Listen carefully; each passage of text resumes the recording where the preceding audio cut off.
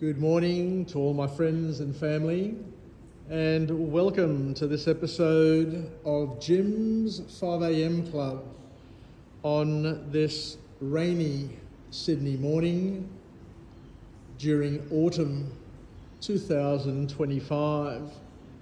What I'd love to do today is to go for a small walk and talk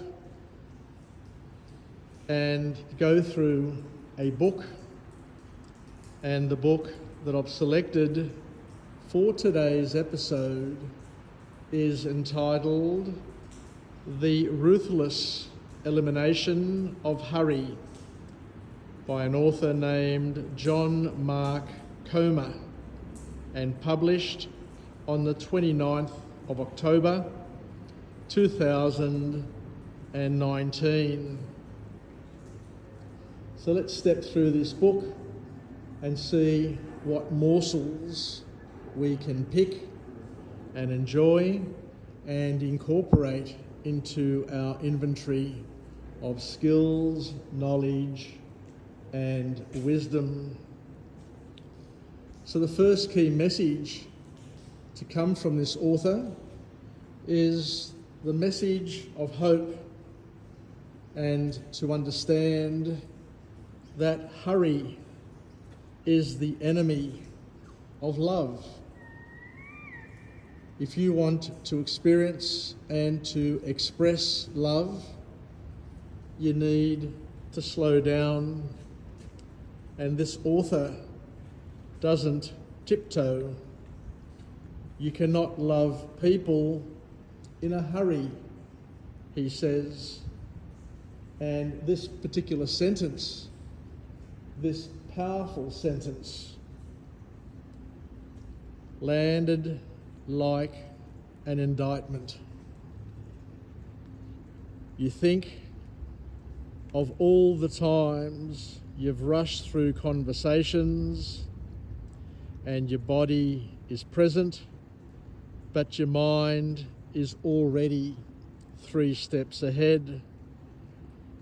The book calls hurry the great enemy of spiritual life, not because busyness is sinful, but because it makes us unable to receive the sacred in the ordinary.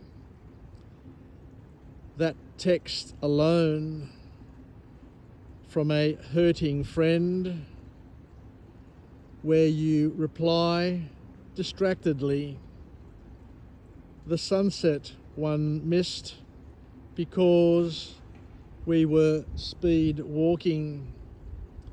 All of these things, sadly, are casualties of hurry. Now we're invited to leave margins in our calendars labelled simply as nothing, space to actually see, feel, and connect with yourself and with other people and with God. The author also says something really powerful, that silence is not empty, it's a power source.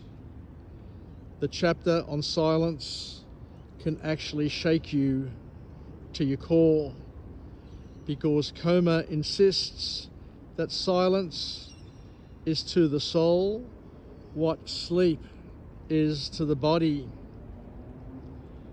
And yet most of us treat silence like a void that needs to be quickly filled with podcasts in the shower, music while cooking, screens until our eyelids drooped. But when one tries sitting in actual quiet for 10 minutes per the book's challenge, it feels like coming up for air that we hadn't really realised that we'd been deprived of. The noise wasn't just in our earbuds, it was in our bones as well. Now we are invited to leave our phones in another room until breakfast is over. The world hasn't collapsed, but our soul has expanded by the privilege of silence and attention. Another key message that comes from this author is that the tyranny of the urgent is in fact a lie. You will never catch up. Cromer's words feeds one from a lifelong delusion. We treat our to-do lists like a moral obligation, as if completing tasks would finally make us enough. But the book exposes hurry as a form of violence against the self, a never-ending game where the finish line continues to move away and away. So we're invited to do the unthinkable, to delete from our phones all of the productivity apps. Turns out most emergencies aren't emergencies after all, and most of those emails can wait. The world keeps spinning, and I've started breathing between the sentences for the first time.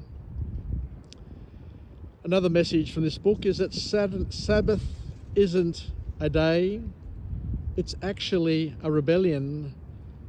When Cromer calls Sabbath a weekly act of resistance against the culture of more, something primal tends to stir in us, because we've treated rest like a luxury for the unambitious. But the book reframes it as a declaration that our worth isn't tied to our output. So try it. One full day without work, without checking emails, without the itch to optimize. At first, you'll panic, but by afternoon, you'll notice the day went well, and you'll notice the way light pooled on the floorboards. By evening, you'll remember what it felt like to be alive as opposed to be efficient. We need to remember that our phones are simply another slot machine, and we need to treat it like one. It's like a poker machine. The book's final critique will hit us the hardest. Your smartphone is the modern day equivalent of a casino in your top pocket. You may laugh at this, you may laugh at this, but then after you laugh, chances are you're going to check your screen, and when you look a little bit deeper and look at a time report of how much time you've spent on your screen, you're probably going to vomit. So the author here doesn't preach abstinence, but wisdom, turning off notifications, leaving your phone behind for meals, refusing to let algorithms hijack your valuable attention and time with your family. What you may want to do is to simply buy an alarm clock and put your phone in the drawer after 8 p.m, and what you'll see and what you'll feel is at the first night, your dreams will be vivid and you'll have a better night's sleep. So this book doesn't just change one's habits. It changed and it can change your wanting. We still will fail constantly, but now when you feel the familiar tug of hurry, the clenched jaw, the multitasking, of rest, I'll rest when I'm dead, lie, what you'll do is you'll hear the author's voice. The solution to an overbusy life is not more time, it's quieter and a slower heart. And so one stops. We breathe and we let the world spin without having a white-knuckled grip. Turns out the best things in life aren't efficient. Take care and bye for now.